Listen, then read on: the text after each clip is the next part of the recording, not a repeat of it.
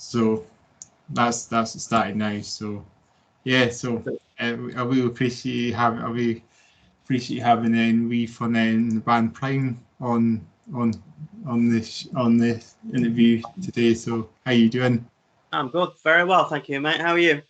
I'm doing grand, thank you, and just enjoying my evening, Saturday evening. It's been pretty good today, and as well, weather-wise as well. Have some nice. What's the weather like up there? And up in Scotland, up in Edinburgh, and yeah, it's been quite hot, and for the year end. Yeah, I've not been out and about today. It's average by the look of it. So just yeah, maybe you got the crowds or something. Got the what, sorry? You got the crowds or something overhead or something. Yeah, I can't really see. There's a big kind of tree blocking my view of the sky at the moment, so it looks all right out there. I don't think it's going to rain for once, so should be okay. Yeah. So obviously, and just obviously sitting on your throne, I call it a throne you're sitting on, and so you and the band Prime, it's on the UK plus. And do you want to tell you about the band, how you guys started the band? Yeah, well, I mean, it was kind of set up by me originally, looking for musicians and different types of people to kind of get a band together and get something going, because I'd been in like bands in my very early 20s and kind of just trying to get things going, and then finally I just thought I've got to take this more seriously if I want to do something properly. Yeah, got the band together, did it as a studio project with a few musicians that I really liked, and then met a guy called Chris Munton who ended up being the bass player, and we stuck together for a fair few years and doing acoustic projects, and then we got the band project finally up and running live. So we'd actually got a fair few recordings before we went out and played live, really. And then I've just been different lineups since. Chris left in about a couple of years ago now. Time flies, doesn't it? I think it was mid 2016 he left, and then I've been working with different lineups of the band since. And early this year, just decided to make this probably the last year of Prime. So we're going to be on tour April, May kind of time, doing some gigs. We're going to go to Scotland actually. We come up to Edinburgh because we never played up in Scotland. We've got something in the pipeline. We were trying to get an Edinburgh show together. I think we got one in Dundee, and we're planning Edinburgh and Glasgow, I think, as well. Yeah, I think so. Trying to think of the other place in Scotland that we've got lined up, but it's escaping me now. But we're doing some in the north of England as well, like Bradford and Manchester and things like that. But they didn't end up happening. So I just decided the last gig that we did, which was early March, we did a gig at a hall in Chesterfield. Played to about 700 people, and it was pretty weird kind of, just one of those weird nights. But for some reason I just felt these gigs are just going to get cancelled now. We're not going to play next gigs, and we'll just make that the last show, and we're going to release a few more singles before the end of the year, and move on to different projects. Really, that's the plan. So well, that's cool. You played 700 people as well, and we played.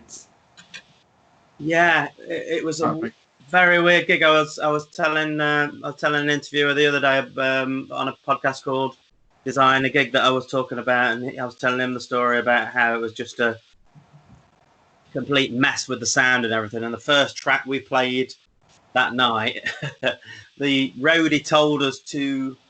He says, if you want to, it was the roadie who was setting up the show. He said, if you want to, because we were supporting a band from Sheffield, and he said, if you want to, you can go on 5 minutes before, and you can have an extra 5 minutes. We thought, well, that's pretty cool. We can play one of the tracks that we've just kind of jammed, and we want to play an extra track kind of thing. But we went on, we did this track, and the audience apparently couldn't completely hear us. They could hear the sound of the PA and us. It sounded like we were doing some cacophonous sound check. And then we didn't realise at the time that the audience couldn't actually hear the first track that we played. And then so due to the lack of communication, and then all throughout the gig, the sound was all over the place. A place called the Winding Wheel it was, and I think they just hired in a sound crew to do the show, and it was a complete mess, to be honest. But it's still cool playing in front of that kind of amount of people, isn't it? Whatever the technical problems are, it's still a great experience. So. It's a bummer when that happens. Then, did you get it sorted near halfway through the show? Yeah, well, it kind of got sorted and then went back to something not great, and then the guitarist's guitar amp packed in as soon as he put it on the stage, basically. So he had a quick line check. It seemed to be okay, and then it just pretty much died. It died during the first track, and we couldn't get it back on. So he had to use the rhythm player's guitar, and then we had to switch the rhythm guitar to acoustic guitar, which he was going to do half the guitar acoustic, and half the gig acoustic, and half the gig electric. And it just ended up being all acoustics. I'm sure some of the stuff didn't quite work, but you do the best you can in these situations. The moral of the story is bring another guitar amp and sit to the show, you know. So. Yeah, bring a spare guitar. Bring a spare guitar, bring a spare amp. So check it all. One of those things. And check it all, tune it all. And but we've been on. Me and the guitarist have been on not TV that night, and we got a little bit leery, and we thought, well, we can just line check when we get there, kind of thing. And obviously, fate was against us, and the amp died during the line check. So never mind. So was that like the last of the gig you guys actually did that night? Yeah, now it is because we cancelled the little tour that we were going to do. I decided that's going to be it, because they were going to be the last shows that we were going to do anyway. So I thought I don't want to reschedule them. I want to move on and do a different project, you know. So yeah, that's a real shame about that last gig. All these problems happening about, and for you guys to end it off with a. Yeah, it's a strange one, but it's one of those things. You don't become a bad band overnight, do you? You just deal with the problems that you have at the time, and yes, and best you can. So we got some footage from the show that sounded really nice. So I'm happy with that. So we got a little bit of video from it and stuff. So that was a nice little memento there, you know. Awesome stuff then. So obviously, as you know, and I played you guys on Sam Radio's Metal Show recently, and I was on then it was not in summer, but to be or not to be one. Yep. I think it's kind of on. I think it must be on the same album possibly. Yeah, it's on the compilation, so it's like it was To Be or Not to Be was the first single that we did out of 3 singles that were more recent ones. Over the last few years, we've done 3 singles in 3 years, really, which is not that prolific in the scheme of things. But that's probably my one regret, that we didn't do more studio recordings. You know, because we had some quite nice blues rock kind of tunes that we never got to record. There's some live versions of them floating about, but we never got the proper recordings. So you didn't record them, and you just played them live. Yeah, pretty much. There was like. There was probably 3 or 4 pretty solid rocking tunes that didn't get recorded, but maybe they've got some quite nice live versions that I'll probably hopefully upload at some point soon, maybe. But To Be or Not to Be was the first single we did, and then In Summer was the last single that we did. So they're both pretty solid kind of rock kind of. It's like sort of beachy, surfy type rock, right? Yeah, I got the message from our PR guy saying it said we sound like a bunch of surfers. I don't know if anybody in the band's actually ever surfed, but it's just the sound of it, and definitely in that sort of vibe of this be at the beach and that with the sound music. Yeah, well, some of the early stuff that we did actually on the first CD album that we did when we literally first started, before we played like proper gigs and stuff, we did 3 or 4 tunes on there that were quite surf vibe. One was actually called Surf Posse, was the rough name for the song, and then it ended up getting changed to a song called Take Me to Your Crew, which is on the new playlist that we've got called Art Facts. Like that's on there. It's called Take Me to Your Crew. That was originally called Surf Posse, and that's like a mashup of surf rock with it's got like a funk bass line, a disco bass line. It's quite heavy and punky in parts as well. So that's quite. It's one of my favourite tracks actually. That's cool. So you changed the name of it. So obviously it's got a stuff vibe, and you decided to change the name of it. Changed the name of that track, yeah. On that one. So that's really cool that you play. Obviously, you guys. I think it's indie rock you guys play. Yeah, I mean as well. It's like Rob, who we were talking to in the interview the other night, he was saying the same thing. He says we're quite hard to categorise really because we are indie rock is our forte, I suppose. But I don't think we're traditionally indie. I suppose we're more classic rock with an element of indie to us, I suppose, aren't we? Maybe, I don't know. But we're just a mixture of music, and that's the way I like it. I don't necessarily think music should come in categories. I think people should experiment and have a different sound. You're always with Prime in the past. You'll always have guitar solos and heavy kind of sections in the live gigs and on the recordings and stuff. But I suppose, it's what it is. Music's music, isn't it? You know. It's not like there's a specific genre you want to be, you want to do. That's what I mean. So no, not particularly, because I think if you stick into a particular genre, you may as well just do what's been done before, and I think you should break new ground with whatever you're trying, shouldn't you? When somebody listens to your music, as a musician, when somebody listens to your music, you want it to be recognisable as you to the best of your abilities. Yeah. Your influences pop in there, but you want it to be recognisable as you playing it. So yeah, every band wants to have their own songs and that as well, which is, and it's recognised to them, it's their work as well. So, and it makes them unique to what they're doing as well. Definitely. It's like the one and only things that's they have like experimental things. They could have like funk things in a metal band, something like that. Even if they're like really heavy, they can have like a wee funky bit in that as well. Yeah, I'm a big fan of a band called Funkadelic. George Clinton, who did Funkadelic and Parliament and stuff like that, he was like mixing heavy Hendrix type stuff with funk, and obviously with the name Funkadelic, mixing psychedelic rock and funk and things like that. And I think he had a track, it's something like who says funk bands can't play rock music, and who says rock bands can't play funk music, and it's that just describes it perfectly, doesn't it? What we're trying to say, really. Yeah. So, and as I say, obviously a company called Stencil PR, they sent me through that track. Sent you, obviously that's how I got to know that you guys as a band. Yeah. So I'll give a wee shout out to them as well. We can get some name drops in this. And you should. And Andrew's a nice guy. So. Yeah, he's the one that's been getting. He's actually been sending me bands for the last 2 years. Oh, fantastic! Some bands, obscure metal bands, to play my Sam Vida metal show, of course. And so I think he just deals with every single genre under the sun, doesn't he? Really, by the sound of it. So. Yeah, and I should actually ask him to do interviews as well with those bands as well. Yeah, definitely. And I decided, I thought, why not do it with you guys? And so I'm going to probably, Andy's watching this, and so he would then be really, I think he'll really appreciate me to interview all these other bands as well. I'm sure he'll be really. Why not? That as well.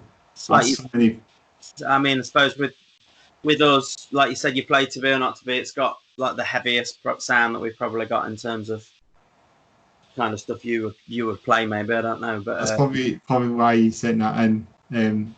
It's a good drum beat as well. It's like there's a funky sort of drum beat to it as well. I like the drums on it as well. They're pretty catchy. Thank you. Well, we just tried to basically, because the album's a compilation, we just thought we'd remaster the first single and obviously the other tracks as well, and release the first single as like re-release that like next month, doing middle of next month, just to kind of get it more attention, just get that older track a bit more attention, you know, and or oldest single that we've got anyway. So you kind of getting all these albums out for you guys disappear from the foot of the earth. Yeah, well, nobody ever wants the music to like disappear completely. So I thought the best thing to do is package it all together and just have one nice CD compilation and an online playlist to kind of go out on, and just package it together nicely, because the singles were all,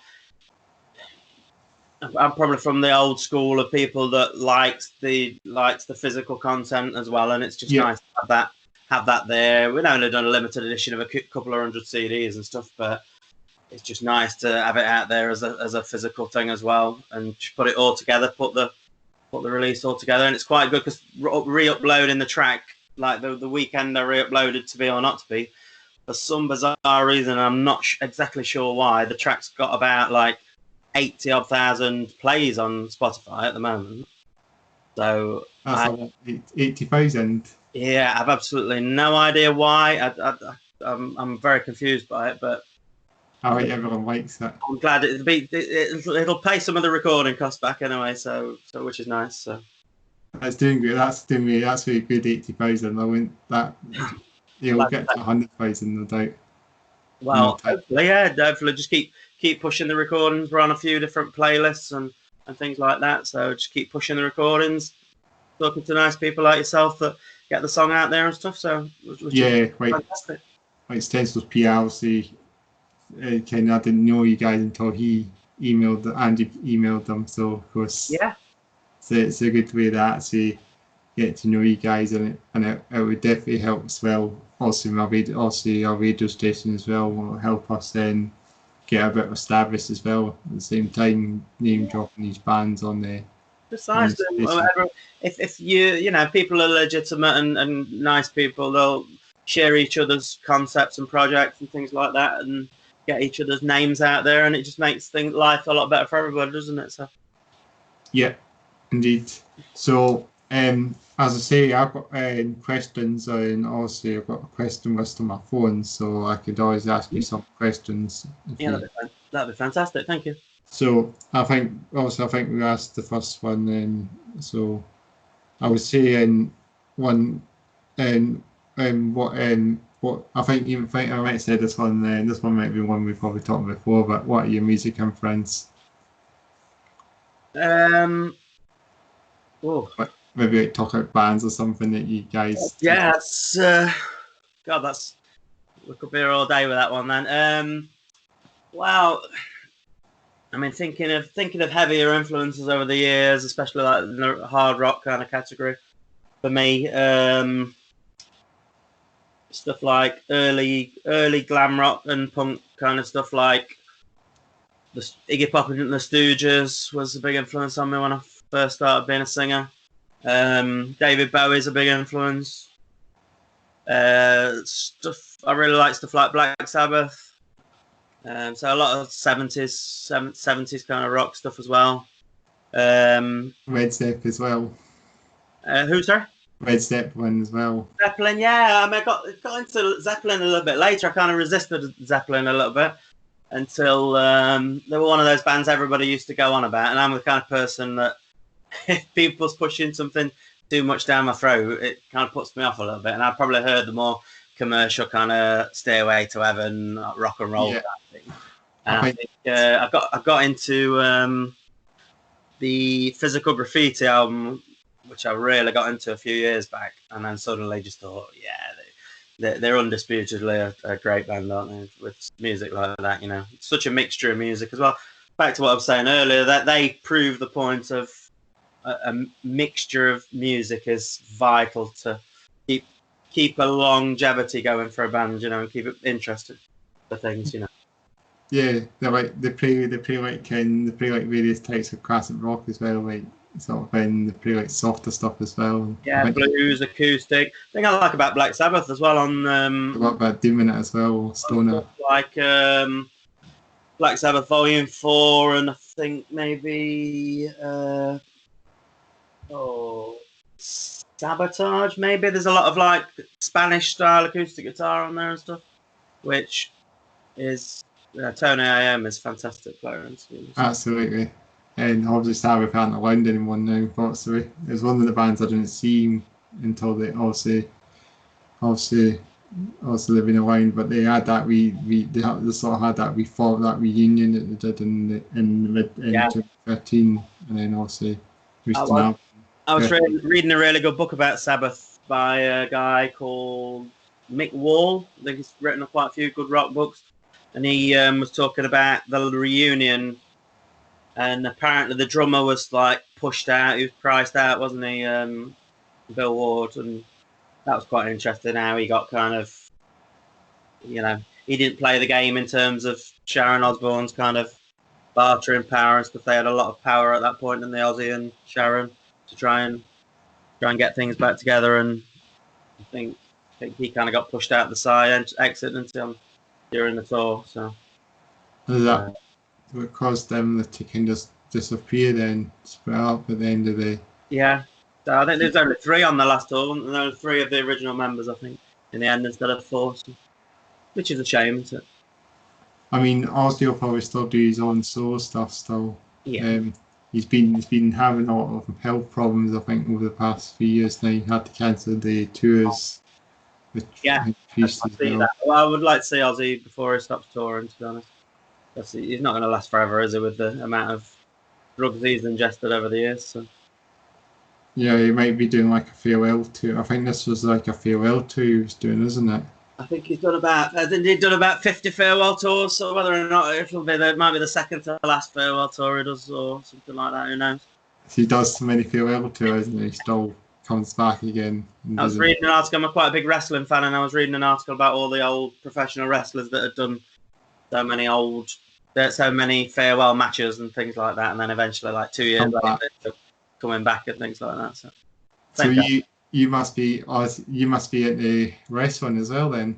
Yeah, I'm a big wrestling fan. I have been since I was a kid. So yes. Oh man, and as well, and we can be talking about wrestling probably half the time on this podcast as well. All right, so I'll fit in nicely then there. Well, I don't tend to like the modern WWE these days. It's a bit of a write-off train wreck, I think, these days. Like it's pretty dreadful, to be honest.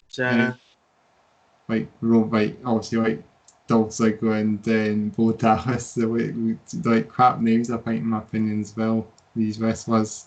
Yeah, well, they invent some silly name for them to have, don't they, so that they can kind of copyright their existence and things like that.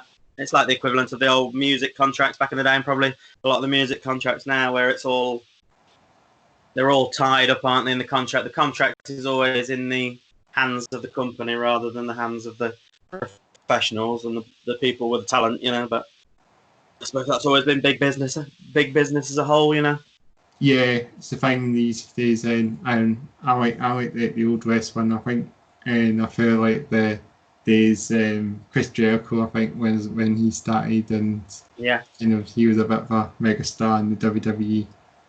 Yeah, he's still doing pretty well now, but he's kind of drifted into comedy a little bit too much for me. But he has been pretty good lately.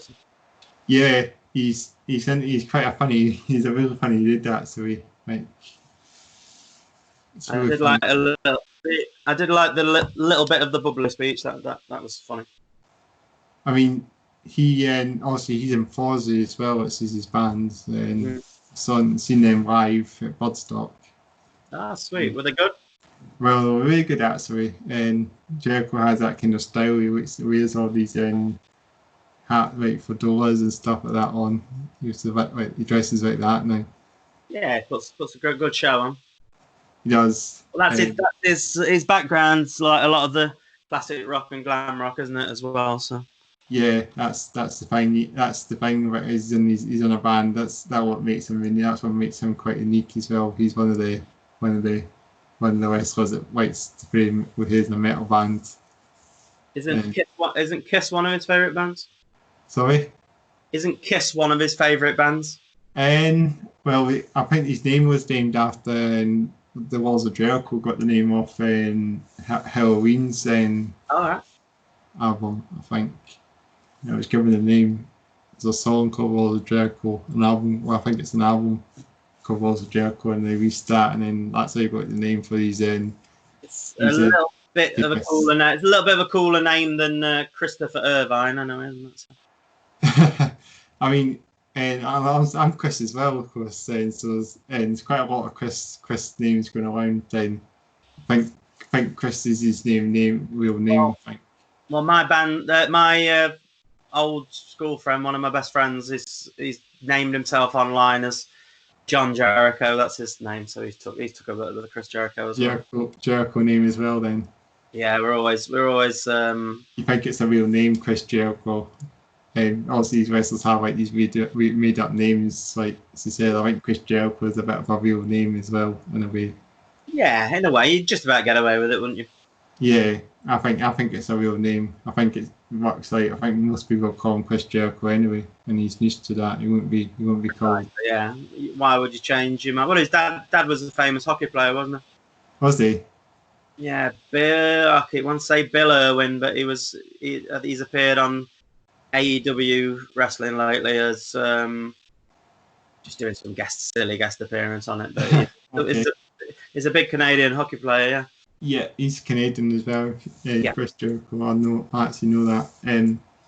I mean, AEW's actually doing pretty well for their time as well. Like as them starting up last year, and also it's been pretty good. It's drifts into the comedy a little bit too much for me, but they had some very, very good stuff. Revolution was really good, and the original All or Nothing. I thought the new All or Nothing was okay, but Double or Nothing, I should say, not All or Nothing. Reset's doing better. Reset's doing better than the WWE is doing better, of course. Well, it's on the upwards rather than WWE, which is on the downward slope, isn't it? It's going to have a rival fight as well, and it might actually do better than the W eventually. Then the W might just fade away a wee bit because obviously the W is a bit more. I think it's more on the kids. They're not the West grown up side of the adults. Adults are embarrassed to watch it, aren't they?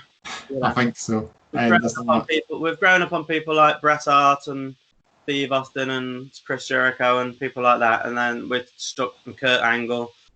Who I met Kurt Angle actually in London actually at a show. Did you meet him? Wow, it's cool. Yeah, he must be huge as well. Like effectively, I didn't expect him to be as big as he was for some reason, but he's not massively tall. Obviously, he's like standard height for a wrestler, but he's very broad. And I also met Ric Flair as well, who's got massive hands. Ric Flair, you don't think of how big Ric Flair is, but he was sat down and I shook his hand. He's a cool, like everyone takes his influence, his rule, and he takes that. A lot of wrestlers tend to take that thing to a lot of and a lot of other people.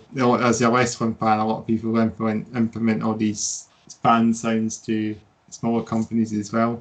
Yeah, well, I mean, thinking about it, like I think Ric Flair had. Quite an influence on a lot of hip hop people as well, and I'm sure he had an influence on a lot of musicians. And to be honest, on stage, I take a lot from Ric Flair, kind of just the way he does his entrances and things like that, you know. I would say Shawn Michaels is a bit more into the sort of thing as well, like his sexy boy entrance is a bit more sort of thing. I'm sure I've took Shawn Michaels things as well on stage, no doubt about it. I've done from him, and who else? Do you think of anybody else? And I would have a joke with my friend recently. We were doing Kenny Omega impressions just for taking the piss. Yeah, we bit like that actually. Kenny Omega, you got kind of similar appearance to him as well. The hair and that as well. Yeah, I'll tell that. I wish I was in the same shape as him after lockdown. I don't think I'd fit in a spandex outfit at the moment. So. Have you ever been any smaller wrestling shows as well, like indies? Yeah, I'm a big fan of. There's a good local promotion here called in Nottingham called Nottingham City Wrestling. No, it's House of Pain. It's a training school from here, and I used to go to their shows a lot. somebody I was very close to was whose son had did wrestling there, and there was a guy called Sticks. I don't know if you know of him.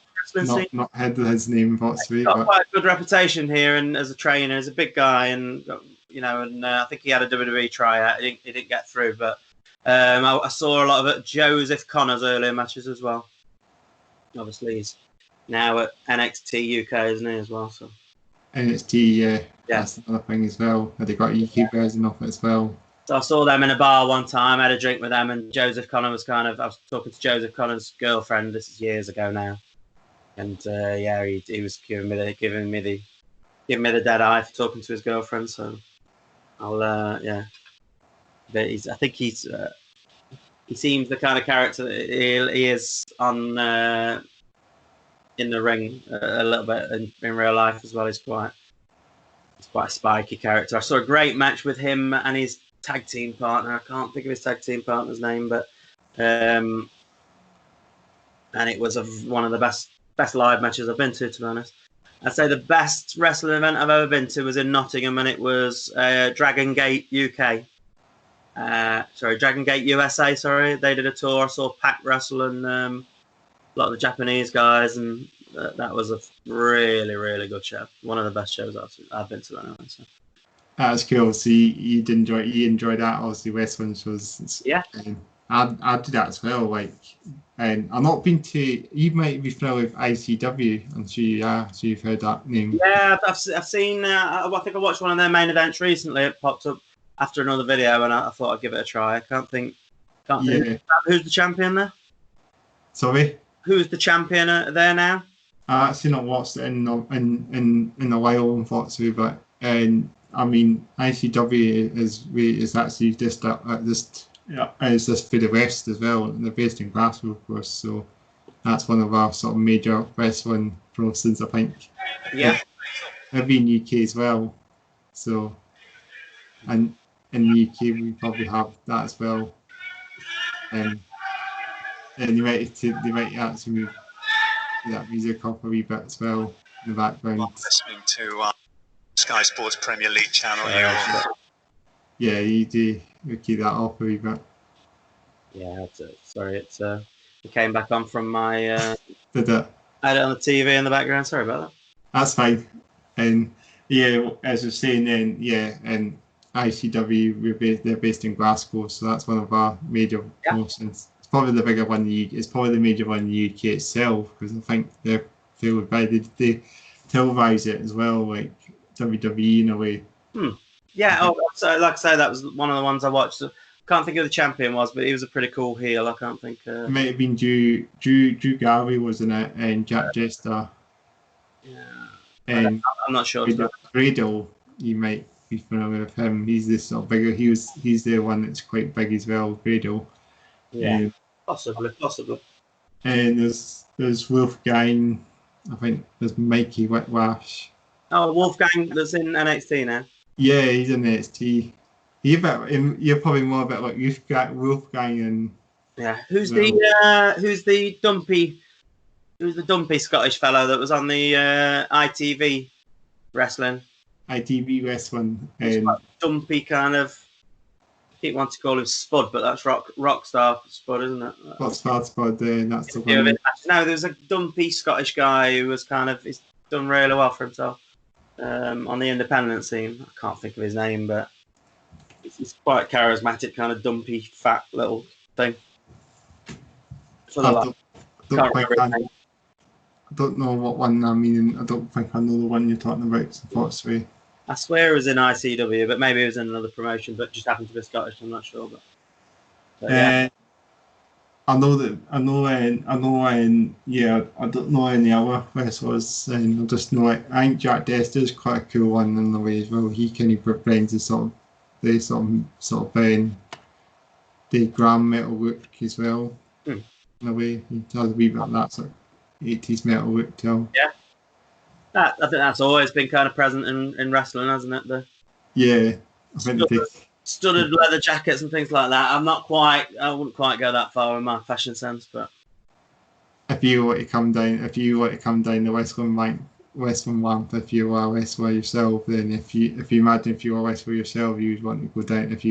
What would you want to call what would your ring name be? And well, I had one when I was growing up at school because I used to get all the old matches. I used to watch all the old matches. The older stuff used to appeal to me more, like early mid 80s, late 80s stuff like Hogan and yeah, Hogan and Mr. Undertaker. Perfect. Mr. Perfect was my favourite growing up, and Bret Hart, Steve Austin, Jake the Snake Roberts. I did have a wrestling name at school. Macho Man Randy Savage as well. I did have a wrestling name at school, and that was the Perfectionist. I would probably just bring that back.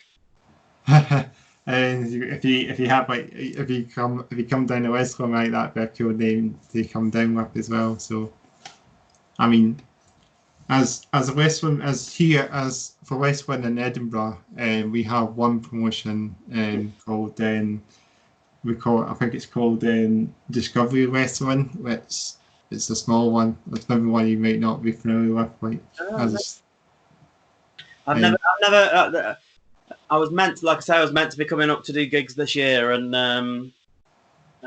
obviously I had to cancel a few gigs. And I would have come to Edinburgh, and obviously it would have been.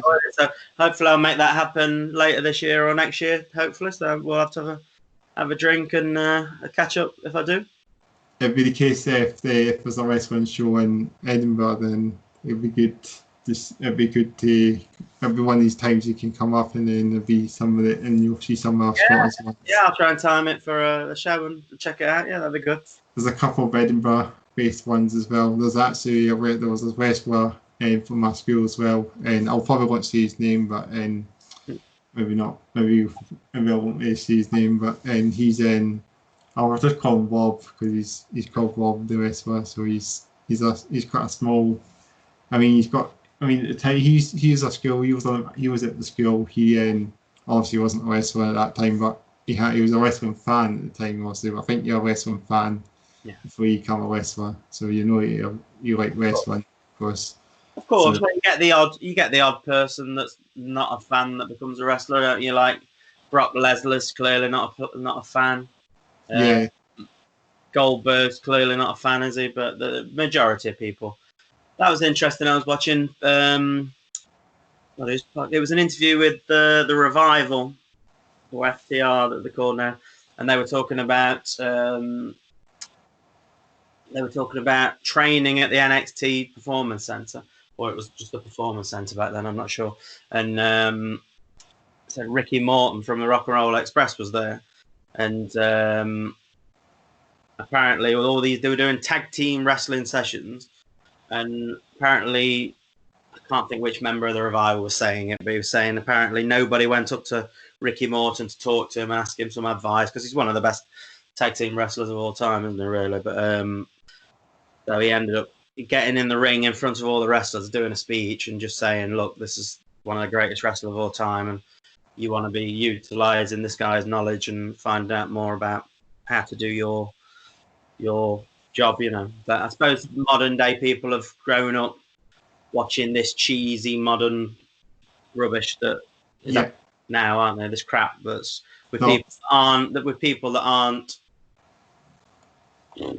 They don't look dangerous in any way. In the majority of these people, do they now? They just look like we could step in the ring and probably have a convincing match with a lot of these kind of people. Probably you can probably as us, we can just step in the ring and we could just start wrestling without knowing about it, and obviously it's not as then. To be honest, that in my mid-late teens, if I'd have found out there was a wrestling school like nearby, I probably would have joined it, and I might have been. You never know, I might have been wrestling there. But he would have been in the independents probably. If you don't get the chance and you don't get the like my friend wanted to be a screenwriter, and my friends used to take the piss out of him, saying, "Oh, you're never going to be a writer," and this, that, and the other. And but there were nowhere at the time. There was nowhere to kind of go write and go meet other people and stuff like that, and no colleges specialising in that. More and more creative things are coming up now, aren't they? In education, and creativity is seen as a more. It's never going to be a mainstream job because creative people are always going to be the bastard childs of anything, aren't they? But nowadays, at least, there's more creative places. Like we've got Confetti Studios here in Nottingham. That's a really good creative place. We've got a writer's studio. We've got the Broadway Cinema, which now does a lot of courses in like creative writing and things like that. One of the reasons I stopped Prime was to like take out more time to do some writing, and I've been writing a few scripts and stuff like that. So that's so we'll go back to the Westland stuff and then we'll come back to Prime the reset, obviously. As I say, another Westland posting as well we can talk is Impact Wrestling. They're probably not as good as well. They were the TNA at the time before they came Impact. And you know that one. Yeah, well, that's where I met Ric Flair and Kurt Angle and people like that for the TNA shows. Yeah. But when Angle first joined, TNA was probably at its best, wasn't it? And then it's become Impact now. It needed to change its name, really. That TNA name was stupid, really, wasn't it, in a way? Shame Impact Wrestling from the start. It probably could have done better than what it did, but it's not as good. It's not as good, I don't think, in my opinion. They made a lot of mistakes, didn't they? And the budget's obviously not what it was, but they're still hanging in there. They've got a few good talents and things, haven't they? I've got from America online, so I'd like to catch up with a bit more of that. So when I finish this job, I'm sure I'll be watching a lot more, trying to catch up on a lot more things that I enjoy doing and stuff like that. So but as obviously Impact Wrestling it's definitely not as good. The only thing I like about it now is there's a really cool tag team. There's a really cool faction called OVE, which I think they were quite good in Impact Wrestling. They're kind of in general. I think they're quite like metal. Like they're definitely like metal heads. And you got Sammy Callahan, which he's insane. I've heard a bit about Sammy Callahan. I don't think I've seen any of his matches, but he's a bit of a nutcase, dog in the ring or something. He's a bit angry. He spits as well. What federation is he? And Sammy Callahan, he's a independent wrestler, and a lot of the Impact wrestlers now are independent wrestlers from the United States. I think they just bring them into that motion. So it's a sort of it's maybe a kind of build up or something to their WWE careers or something. They get to NXT. And AEW now. And I think there was a guy called Trevor Lee, which used to be in Impact Wrestling, and he's moved to NXT, I believe. And I'm not really a fan of these wrestlers in TNA. They're not like they're going to get up to the ranks of the proper wrestlers back in the day. They're not going to. It's in a way the wrestling is not as good as it used to be. Tag team stuff is not at the level that it should be, is it really? Especially, I think AEW is trying to do something about that, which is good. So hopefully, it's improving. But it's AEW is really good for wrestling, isn't it? So stuff like that. So it has big names in them now as well. Big names and the money's good, so it's going to create a bit of competition and with the W, of course, WWE, of course. So yeah, any competition's good for anything, isn't it? It's like if you've got two different phone companies or two different supermarkets battling against each other, the prices are going to lower, aren't they? Simple as that. If not one person's dominating the whole thing, they're going to try and compete with each other the best they can. So probably that's what's going to happen with WWE. They're probably going to lose all their bang for the buck. They'll lose all that eventually. I think I don't see them losing too much ground over the next 5 years, but depends how the TV ratings go throughout the world, doesn't it? Because they've got big TV deals. If they lose those TV deals, that's a lot of big money that they haven't got anymore, So and also Impact. The ratings are going down, and there's a reason for that. It's because the product's just crap. Yeah, I do agree. It's like Jim Cornette's podcast. I listened to that a lot, and he was just he's always talking about how it's not convincing watching it, because it doesn't look like a convincing contest between anybody, does it? It just becomes a choreographed show. And I know that's what a lot of people think wrestling is, a choreographed kind of ballet type show, but it's not. It's a mixture of a laid out idea of a match, I suppose, and then certain improvisations and series of spots within that match that you do, but it's got to be convincing and it's got to be authentic looking, hasn't it? So this looks like it's kind of like they're getting hurt as they won't be getting hurt as well. They won't be physically getting hurt as much. They'll just then be. But it's like there's certain spots within the matches that, like Jim Cornette said, certain spots within the matches look like crap, but they are hurt. They're spots that hurt people. It's like the buckle bomb stuff. That's just like you don't tuck your neck in properly there, and you've got no ground for manoeuvre. You're gonna end up getting a broken neck, and that's happened to a few people. Yeah. And it looks like shit anyway, doesn't it? Just throwing somebody into a soft turnbuckle. It looks like crap, but it really fucking hurts people. So stupid. Yeah, maybe it'll be a change. I'll give a shout out to my friend Cassius, actually, from Leicester, who's done some wrestling training. He did a little bit of training in Leicester. I think Leicester's got their own promotion as well, which is a Midlands-based thing. I just did a online interview with Leicester for the primeukband.co.uk. That's a good shout out. So that'll spread the word when this goes up. Then you can definitely share this out, and then maybe some of these wrestling. We had a bit of this show. Yeah, basically just turned this into a wrestling show now. Yeah, well, we said we'd talk about anything, so that's good.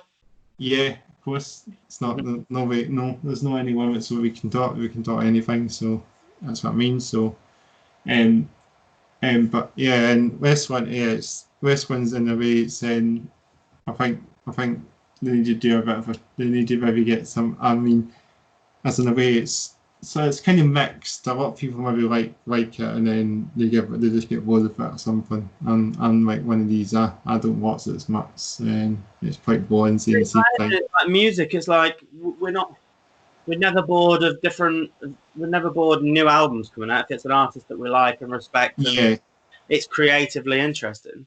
But if something comes out that's not very good, we're gonna stop watching, and that's what's happening. People the mainstream following for a lot of these promotions or whatever is becoming a niche, and same back to Jim Cornette, what he said, it becomes like a thing like the circus where you go and see it once a year at a arena, and that's all you do, and that's all the interaction that you're going to have. There's no local wrestling as such, and I know Vince McMahon's done a bit I've heard of him messing around with like local British promotions and stuff who've had permission to use certain talents that he's signed up, and then he's ended up changing his mind for no reason other than being petty and spoiling these companies' shows and things like that. So he's back to his old tricks, really, Vince McMahon. Yeah, they would have got some good British stuff on as well to the States. Also Pete Dunne. Nothing wrong with that, but if you stockpiling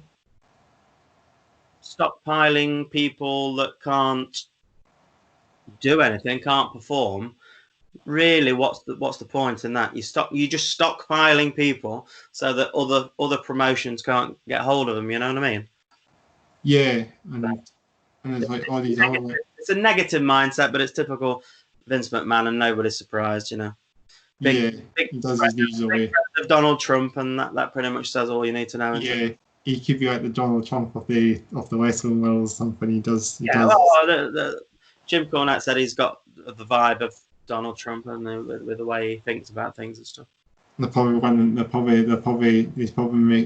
making it not one as it needs to one. He's probably making it one differently. Mm-hmm. So, but talking about some British wrestlers, Pete Dunne is one that he's made it into the NXT, and I think he's. Yeah. I don't know if he. I never saw Pete Dunne wrestle live. I don't know what promotion he was from. Was he Scottish? No, he was an English one, I think. He's English, Pete Dunne, and I mean, in general, I don't think he has much of a with a charisma as him in the promo. As he does his promos, he's not like one of these wrestlers that talks and mics. It's not like that. I think he's more on the moves and these move sets he does. That's another great thing about the old school stuff, is because you had a lot of good managers and a lot of personalities coming on board, and they can talk for the people that can't talk very well. You know what I mean? Yeah, some of these wrestlers are probably get camera shy to do it on the. Everybody's a interview master, are they? You know what I mean? So just let somebody else talk for them if that's their niche. You know, if they're talented at what they do, then it's like anything. It's like you might have a band whose singer is not the most charismatic man in the world, but he's got a great vocal range, and you don't want to get that singer go prancing around the stage doing things he's not comfortable with. It just looks bad, and it's the same kind of principle, isn't it? I suppose. Yeah, same in the West one. That's kind of like you as a band as well. You need to get. It's difficult for you to get up to the WWE when you're starting out. You probably get to an independent wrestler. Probably get to the indies. I reckon you could probably be in the indies for quite a while. I don't think you'll get much publicity as I think as you're starting to wrestle, I think you'll be wrestling the indies, and then I don't know if the case someone sees you and you got that really cool talent, they might sign you up to a sort of mid-size promotion. So maybe like Ken, as you say, maybe some of these in-house ones that have got a good sort of mids. There's options out there for people, and it seems like quite a productive time. Talent keeps popping up, doesn't it? It's just talent just doesn't get all stockpiled in one place, you know. So as the thing as well, we've not got very many like major wrestling promotions apart from ICW, and I think there's the one at Jimmy Havoc. Again, I think Wrestles is the one that's quite a well-known one as well. Yeah. Was he wrestling up north, and was he wrestling up in Scotland? Sorry? Was he wrestling up in Scotland a bit, or? And who, Jimmy Havoc? No, I've never seen him before. I've seen the ones that I've seen in Discovery Wrestlers. Some of the ICW ones came on, and what's his name again? I'm trying to think his name. Joe Crawford, and Joe Crawford. He's quite a huge guy. He's got. Joe Coffey is the one I was thinking of earlier. I've seen him. That's the one he made. He's actually been in there, so I've seen him. Yeah, and he looks pretty good. He's cool. I think he's got this sort of. I think he had a Black Sabbath song as his entrance back in the early days. But I mean, other than that, I think Joe Hendridge, he's actually from here. You'd be quite surprised. And he actually was wrestling in that promotion as well. I don't think he was. I'm not sure if he lives in Edinburgh, but a lot of these wrestlers kind of moved to the States anyway. Like Drew Galley, he lives in somewhere in the States anyway. So obviously, I think a lot of them are probably Florida based, aren't they now? Yeah, that's true. And I don't know why they actually live there now. All these wrestlers are obviously from their home countries, but they always love the Performance Center's Florida based, I think. Yeah, I think that's where they reside, and they have like their apartment or something. They probably have a really nice apartment. All these WWE wrestlers. Yeah, so putting a lot of hard work, don't they? You know, they've probably got the schedules of a rock band, but probably double or triple the touring schedule, probably, unless you're like a independent rock band as such. You've probably got more of a schedule.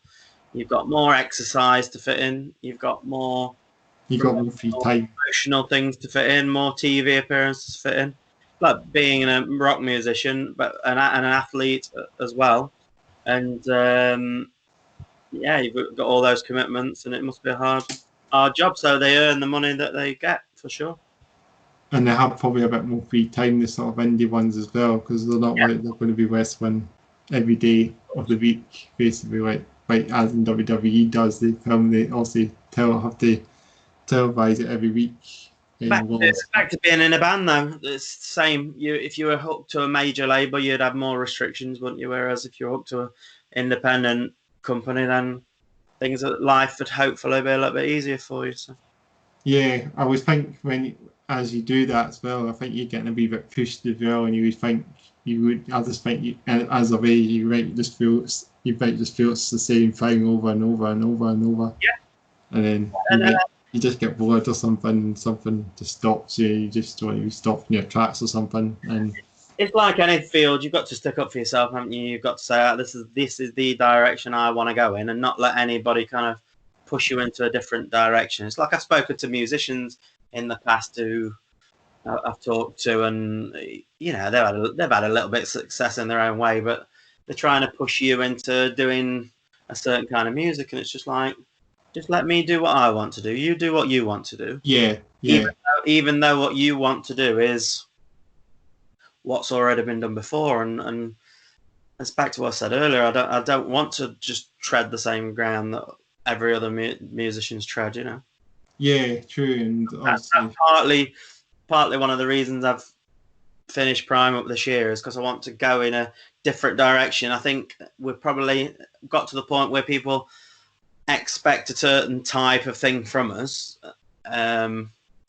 I think we're a little bit underappreciated in the Midlands. I've said this before, and so I just want to finish off while I'm ahead with it and move on to a different idea of what I want to do in music. So not stick to the same thing all the time.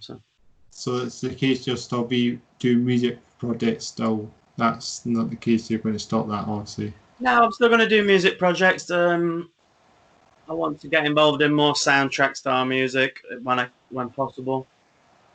I've got an idea in my head for a project which would mix in like a bluesy type guitar, vocal based kind of stuff, guitar and vocals, but mix it with like minimal kind of backing, things like that. Like I've been saying that for a fair while, I want to get more electronic influences in there as well, in a certain style, in a certain way. So I want to experiment with different things, try different things. Yeah, go more back to a bluesy, more vocal based kind of approach. Not do what's expected of me as such, So sort of a one-man band sort of project you're doing? I suppose so, in a way. I don't know. I mean, it depends who I end up collaborating with and how involved in the project they want to get, and if I get a great collaborator who I can work with for many years down the line, I'm not going to say no to that. I'm going to go in that direction. Yeah, just go for it.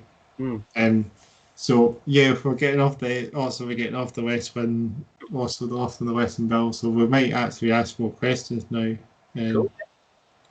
I think this is a hobbies one. So do you have any hobbies and interests you enjoy? This is maybe not like music ones, but like ones you like to do.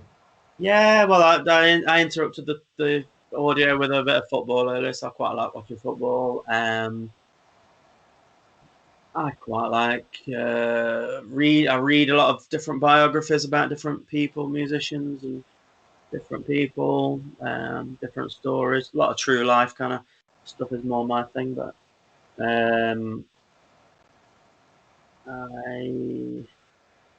just socialising, hanging out with people, and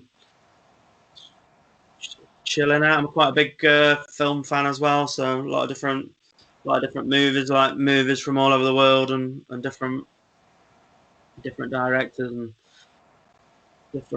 quite into like more independent style stuff, not necessarily big budget kind of films, more stuff that's a bit more low key and quite interesting, good dialogue and stuff like that. I want to get into more writing. I've just finished the screenplay and want to get writing more. I've got 3 solid ideas that I really want to develop when my job finishes, like middle of next month. So that's my plan next, really, to get developing them and stuff.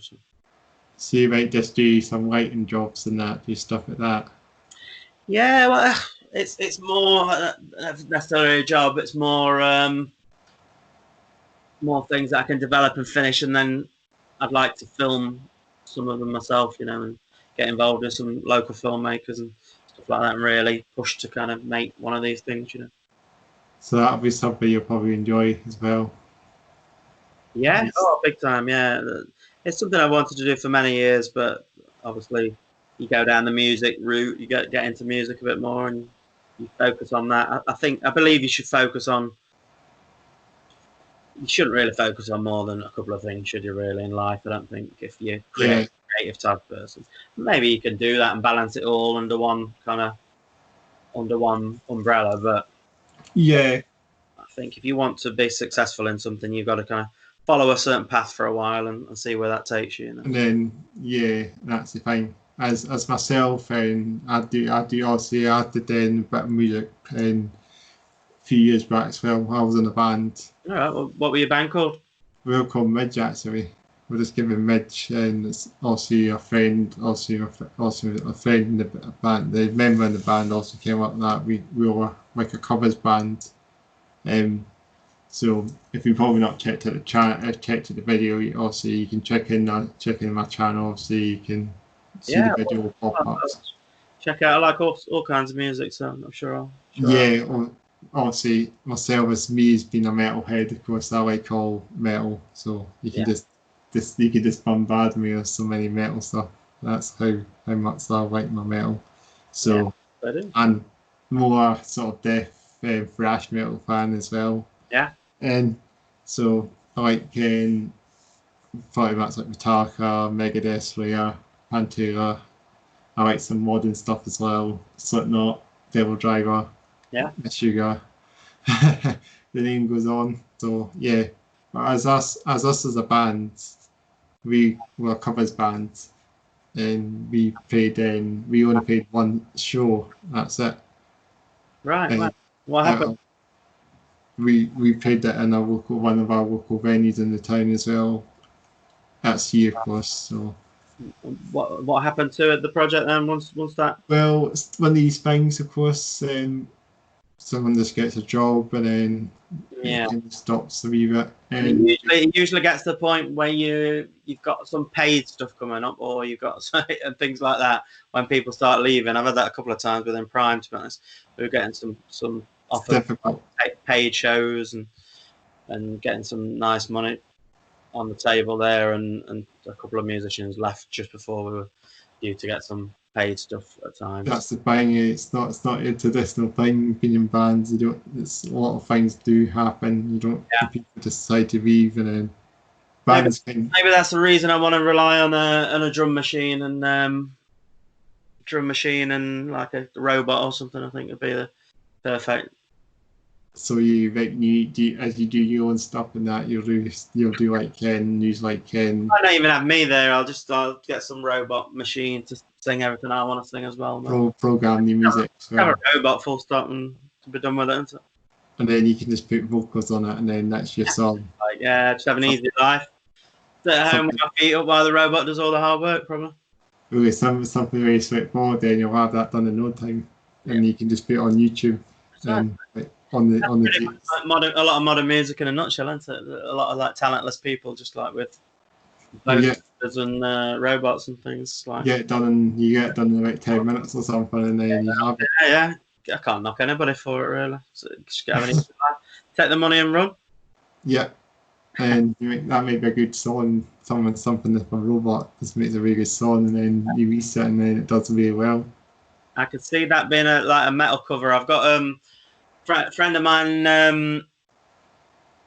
I'll shout out a friend of mine from Nottingham, Jake Marriott, and he's got some like great illustrations on his music and stuff. I think one of his EPs had a giant robot on the front. I've just got the vision of a giant robot with a handful of cash running along the street or whatever. That could be under the title "Take the Money and Run." That's got a little bit of metally kind of vibe to it, I suppose. I'll have to make a really fast track or something. If it's someone robot or something, do that or something. It'll be pretty heavy maybe as well at the same time. Yeah, I could see that. I could definitely see that. So you might do something like that, eh? Yeah, why not? But yeah, as a band, we split up. We just never went anywhere. We obviously our members went our own ways as well. So So what did you play in that band?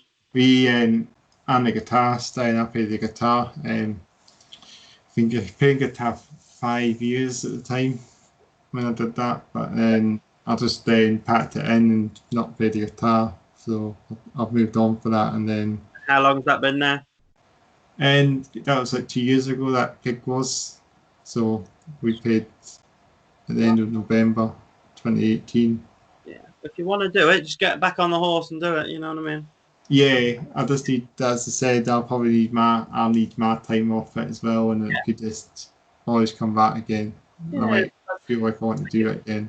When you put months and months and months of work into something and then it crumbles like that, it's quite hard it takes quite a strong person to get back on the horse and jump. I mean, like when I was mentioning earlier about Chris leaving in like middle of 2016, Chris Munton, like was my main collaborator for the early days of Prime. We were like a partnership in a way for the band, and then like had people around us that were good and wrote a lot of good songs and stuff. But me and Chris were the ones kind of driving the project as best we could.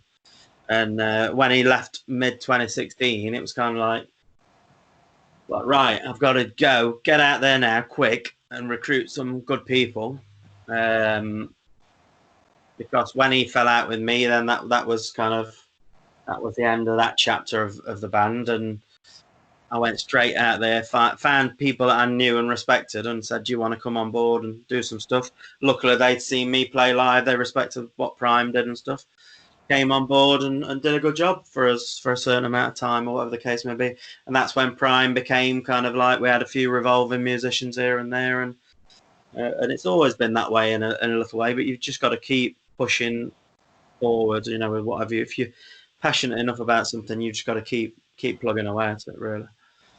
Yeah, and he says after just finishing the band up a few months back, but I'd had a good 4+ years of doing it. 5 if you count like the recording days. Well, it was 5. It was 5. Good 5 years of playing live. It's 4.5 years. It's a long time to dedicate your life to something, and sometimes you need a little break, like you just said about yourself. You sometimes need a bit of time off to enjoy it. But I think if you're trying to make a reputation for yourself, you've just got to keep pushing away at it, haven't you? You've just got to It's hard as well. If you're in a band, you're more likely to have to push yourself to get yourself into the scene as well. Yeah. And then people can actually know you as well that way, and that maybe. It's not just music, is it? It's about getting to know people, getting your face in the right places. There's been a lot of bad bands that have got done quite well because they've got the face in the right places, and or really good musicians I've known over years just haven't had their shit together enough to push it to the next level, So because one of the reasons I finished, I think we'd reached a certain point. We'd kind of supported some good bands. We'd supported people like Electric Six, and we supported like the last show we did. We supported some good like Britpop kind of bands, indie bands from the back in the day. Supported some like bands from America and stuff on a couple of different shows. Something popped up on my Facebook the other day. There was a band called the Glam Skanks. They went on tour with like Adam and the Ants. They just done a tour and played a gig with us like at the end of that tour at Rough Trade in Nottingham. A couple of different American bands and stuff. We got to a certain point where we were a good, respectable, quality support band. We were getting the audience reactions, but I don't think we were quite getting the reactions from a lot of the promoters, So I thought, right, it's time to finish off while I'm ahead and move on to a different project that interests me more. We've got to a certain point now, and it's like anything. It's like being a footballer or a wrestler or a musician. You get to a certain level, don't you, with something where you've got a reputation for being at a certain level, and I think you want to get that past that. I want to be more than just a support act for good chart bands or whatever. You know what I mean? I want to be at the next level from that. We play good venues, but like O2s and different venues around the country and stuff. But so what? We want to go to the next level with with things in future, you know. So yeah, and as going back to me as well, and doing what I'm doing with my radio shows now is actually getting a lot of fans out there as well. They getting to establish the station more as well, because we're an independent radio station, so we're just based in here also, of course. So we don't obviously it's us. We're not like with a radio station. Obviously, they don't like have adverts, so that like adverts, it doesn't get out there as much. It's quite more like it's hidden, and the only way you can only take the word for it is then when you're spreading the word to people. yeah, Voice. That's the way our station got established, and I just put word out here to a lot of these metal bands and some of the musicians from here. A lot of the musicians actually know me from the radio and the band. well, eventually, once you build up a reputation for yourself, hopefully that commercial side of things will come into in the future. And you've got to get that slight level of establishment first, haven't you? Just to get that seed growing for your different, build that audience, and then hopefully take it to the next level. Same if you start a band again. Hopefully, once you're at a certain level, you can make a call out on your show, can't you? It's like I was getting out there, playing a lot of gigs, playing a lot of good venues and stuff. It was just like enough people had seen me to enable me to go and get another lineup together of the band quite quickly. And same thing happens with you, isn't it? If you get out there on your show and start playing bands, talking to different musicians and things, that'll enable you to do sort of projects in the future, maybe if you want to go down that route, or if you just want to stay on your radio show and do your radio show, there's nothing wrong with that either. It's everybody. Yeah, at least it gets word out there as well. And I think with me doing the radio shows, I'm actually playing a lot of these bands for Edinburgh, and a lot of people actually see me and know me. And also, and also it's me going in the metal scene here. A lot of these metalheads know me because of the radio station. So that's how I got my name, I think, on the map to a lot of these musicians from Edinburgh. So they'll know me. They'll talk about I played a track on the show and the way a preset being played. Then they share it out, and of course. And I have a really good. I mean, I've improved my as me. I was a shy person. I was a very shy person, and before I did the show, and then as soon as I got myself on the radio station, it's really improved the way of speaking to people. If I wasn't doing the radio show, I would have been struggling to be speaking to you right now, and so. It's like I think being on the music scene and doing different things and doing creative things enables you to come out of that shell a lot, doesn't it? You know what I mean? I was a little bit like in my late teens and mid-teens or whatever. I was quite a quiet person, you know what I mean? And I don't know if I was necessarily even quiet, to be honest. I think it was just a little bit antisocial, to be honest. I think more than being shy as such. Probably shy in certain areas, but I think I was a little bit antisocial. I just didn't like going out, and I just like my own days. And it's just like not everybody gets that, do they? You know what I mean? Not everybody gets that about people, you know. No, and you just by just being yourself and that, obviously not having much to do. That's what I mean. Not to socialise, and maybe that's the case. You kind of like that, and obviously a lot of the people where I went to school with were really quiet people. So mine at school. My best friends were the people that were more into.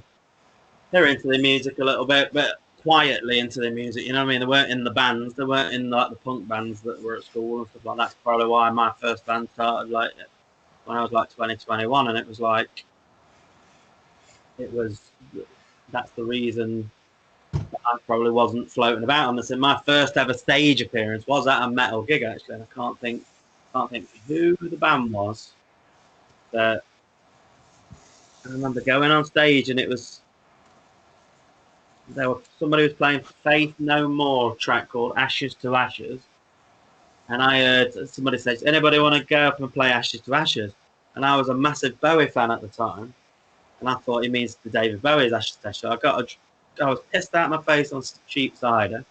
Got up on this pub stage, like holding the microphone, like this really expensive cordless microphone, and they said, "So you playing Ashes to Ashes?" I said, yeah, the David Bowie one. And the guy goes, "No, the Faith No More one." So I just remember being pissed up, dropping this microphone on the floor, making this massive bang. And this fat guy who was on the sound remember him chasing me down the street. Like, he's a few years older than me, I think. He's chasing me down the street like I'm about 16 or whatever, you know. That was just comical, but never mind. So that's something that happened. It's then you actually did something. You actually did a play that you were trained. You actually sung that Faith No More cover. Yeah, well, maybe now. I think I ended up getting into a few Faith No More albums in the end. So Yeah, they're a great band. maybe right now, yeah, I don't know enough about them, but I'll have to check out some of the music now. Yeah. I've only just started, mentioned Kiss earlier. I've only just started getting into their stuff, so it's just like Kiss. this week I was listening to the first Kiss album because a friend of mine who I've worked at this temp job with, he's a big rocker and he's on the music scene in Nottingham, like in his own band and stuff, plays down in London a fair bit and stuff in a glam band. And he said, "Well, check out this blues track or check out this track by the guitarist from Kiss, the Side Project or whatever." And I'm like, "Well, I want to go back and listen to the original stuff first and then get into the like other stuff later." Yeah. He's also got me into Hanoi Rocks quite a bit as well. A lot of glam rock kind of stuff as well. It's Kiss that like that as well, like Kiss in the sort of glam rock scene as well. Yeah. I love the British glam rock stuff as well. I've been listening to a lot of Sweet stuff and a lot of Slade and stuff like that as well. So, I love all kind of stuff. You probably know The Darkness. A lot of stuff from that time I really like. Kieran, who was the last proper lead guitarist for Prime, he was big into all the heavy rock, proper classic rock kind of stuff. Stuff like that. He was a fantastic guitar player, still is. He's like doing some different stuff now and different more covers based stuff now, but that's the thing. And I'm like heavy. I'm not as much as a glam fan, but I don't mind Motley Crue and stuff like that now and again. And I do like as I said, I liked all these bands, and our band was quite thrashy. We do also we obviously called that day obviously after that gig. So you'll see that in the channel. You'll see what's going on at venues. Yeah, well, it sounds like you've still got like fond memories of doing. I have fond memories because we've got filmed at least. If it's a passion of yours, you just need to get up there and do it again, don't you? Do the same thing again. I might have different memories like enough. So yeah, make it happen. You know. I won't be as hard, I don't think, doing that, getting that all going again. It was quite simple. Took you a long time to do it. You learn from your mistakes as well in music. Sometimes you don't, but yeah, we're quite simple as well. As us as the band, we're a beginner's band. We're quite a simple, straightforward metal band. We did our covers, and I did a song that I did myself. Did that song, Mets in the Death song. So that was quite a simple, fresh song that I did.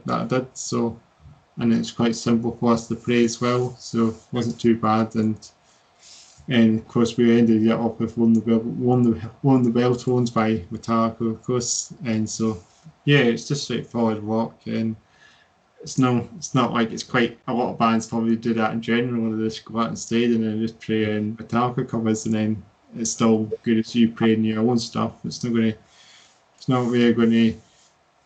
I mean, there's a really cool metal and hard rock band that do a mixture of originals and covers that you should check out on your show called Cottonmouth. So they popped them on my feed the other day. They just got some like quite cool looking t-shirts and stuff for them. I've seen them live a couple of times. Put them on it. I used to book a place called the Tap and Tumbler, which is Nottingham's like main rock bar, probably I'd say. Salutations, like a glam rock and heavy rock bar, and then we've got a band that's apparently a haunted bar. There's been a lot of hauntings. It's old enough; it should have a few hauntings. But yeah, the Tap and Tumbler. I saw Cottonmouth play the Tap and Tumbler a couple of times. Really recommend you check out their original stuff for your show and get in touch with them because get them on there, get them played as well. Cottonmouth UK on social media and stuff. So they're nice guys as well. They're a good band. So they are working their way up for a chat as well. So, I reckon a bit. You can do that. But that's been on your show. They go down really well, I'm sure. That'd be sweet. Just then you can pass some word out there or something, and it'll definitely get there. Yeah, sure. I've actually had some PR companies email me chat, so you can see how this station's getting more established now. Of course, and I'll do exactly the same thing. I mean, I work closely.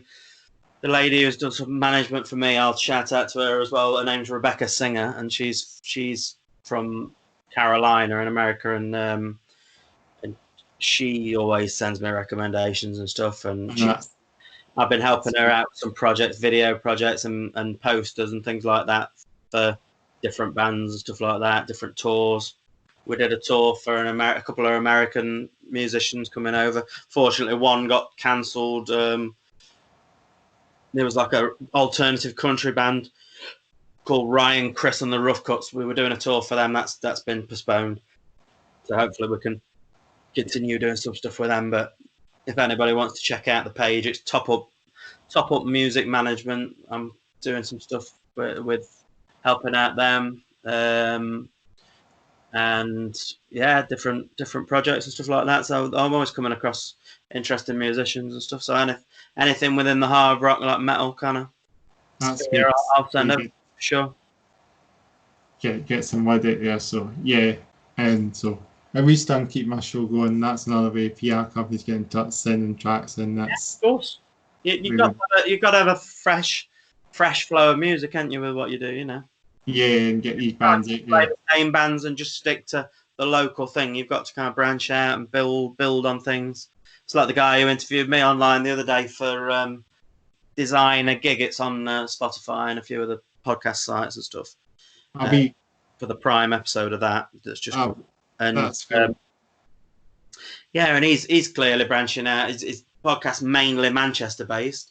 But he's branching out into different areas now. We're kind of north, not South Yorkshire. That's been our base over the years. So he's kind of branched out a little bit lower down the country and did an interview with me. So that was cool. So that's fun.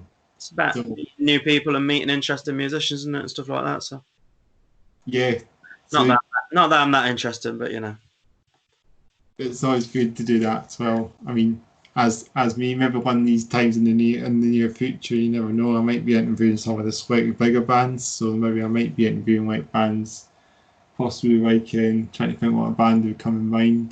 Skin Dread or something. You never know. They might be. I could be getting them. I'll do another shout out for another friend of mine, a guy called Will Kent, and I've got there's a YouTube interview with me and him from a couple of years back, where I was saying exactly the same thing I'm saying to you, that I want to get into like electronic stuff and different types of music, and I stuck to my guns with Prime for probably an extra year than what I should have done. And so this will be the thing now. Yeah, I've got no excuse now. I've done what I need to do in like the rock kind of stuff, and I've got no excuse. I need to really push on different stuff. Get to a different stage. There'll always be an element of rock and like classic rock and indie rock to what I do in a way, but I just want to bring in fresh styles to it. You know what I mean? Mm-hmm. I get what you mean. So we get to the questions again. Yeah. Let's go for one about your gear, basses and guitars and mics, and because obviously I think you're the vocalist, obviously. Oh yeah. Band. Well, yeah. I mean, in terms of what we've got, I'm not a technical kind of person, so I think I I've got my replacement bass on the wall over there, which I could probably get in a second for you. But you know, equipment-wise, I'm not too fussed. Obviously, your typical, your Shure microphone I've got to take out to shows, and Chris D. Bramley, who I need to shout out to. He's like the latest guitarist who's working with me on the last Prime recordings, and yeah, he's got his own PA set up and likes, but he's not really a guitar freak either. Kieran would use, I think he had, he used Vox amps, I think. Yeah, so I'm just trying to think of any other kit that we had. I think we were always pretty nonchalant when it came to kit and equipment, to be honest. We like what we like. We liked the certain tone that we got from certain things. I'm more about on stage, not that bothered about the microphones I'm using particularly. So I'm always trashing other people's mic stand and things. We did a paid gig in Sweden like in 2016, I think, and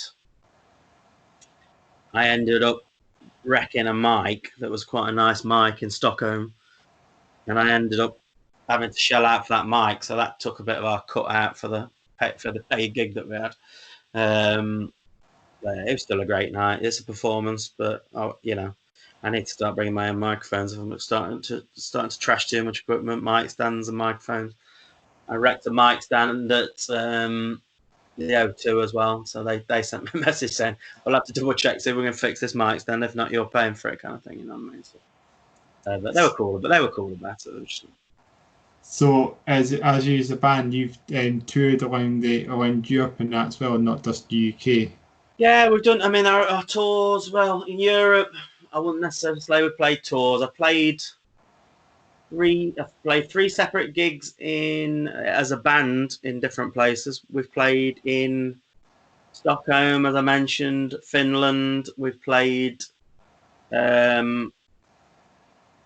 Zappanale Festival. I played with a different band. I don't know if you know if you're big into Frank Zappa or not. I don't know if you like Zappa's music. I've heard of them, of course. We did a Frank Zappa half an hour Frank Zappa song that's out there somewhere. That's called Billy the Mountain, and it's like a progressive kind of story, like a play mixed with like avant-garde, like jazz and quite harmony vocals. And I got brought along to this project.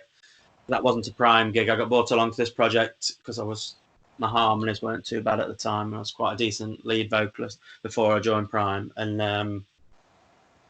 so yeah, we played a few things here and there. And then last summer we did a acoustic tour we did Holland and west of Germany. So places like Dortmund, Cologne, places like that. And then this year we were supposed to go to Belgium and Luxembourg, but that got cancelled due to the You know what? That would have been the last set of Prime gigs under the Prime name, really. That would, but obviously got postponed. So I'm going to go and possibly perform a few songs with Chris D. Bramley, I'm collaborating with on various things. So he'll be out there doing a lot of his own material, and it should be good. We'll have a good time. That's like late October, I think we've got that set up for to reschedule the flights for that. Touch wood, we can get a few things rebooked and things like that. So yeah, but so you've done pretty well for yourself then as a band, being in Scandinavia. You probably well, definitely. All these bands, all these metal bands, I thought all these true metal. We've played with heavier bands, really. To be honest, to say we're like when we played a gig, we played a place called Phoenix Alternative in Wales. That was like an alternative festival, like a mixture of like experimental rock and like steampunk and things like that. And we went and just did a rocky, punky, noisy kind of set and went down really well, put on the performance. We've done different, we're quite adaptable. I think because we've got a lot of different influences, we could kind of hang there with the rockier bands. We can hang there with a punk band. We did a punk all day in Stoke when we first started as well, playing with all these heavy British style punk bands, and we were like doing garage rock kind of stuff, and in Stoke, and yeah, that was cool as well. It's just people are people, aren't they? I've made some nice friends from some of these gigs and stuff like that, and played like gigs where the music's been more like stoner rock, down tune kind of stoner kind of thing, and you just make the music heavier, don't you? Try and fit in with whatever gig you're playing at that time, you know. Make heavier stuff, emphasize the solos, emphasize the technical side of things. If it's a gig that's more indie based, keep your solos to a minimum, and yeah, it's just you play to the crowd that you play to. I think people stick to a certain scene, a certain type of music, and if they get out of that comfort zone, they flop, don't they? They fall on their arse because they're stuck in a certain genre or mindset, and they're not used to playing to different crowds. That's one thing I'm quite proud of. We've played to a lot of different audiences and usually gone down pretty well. So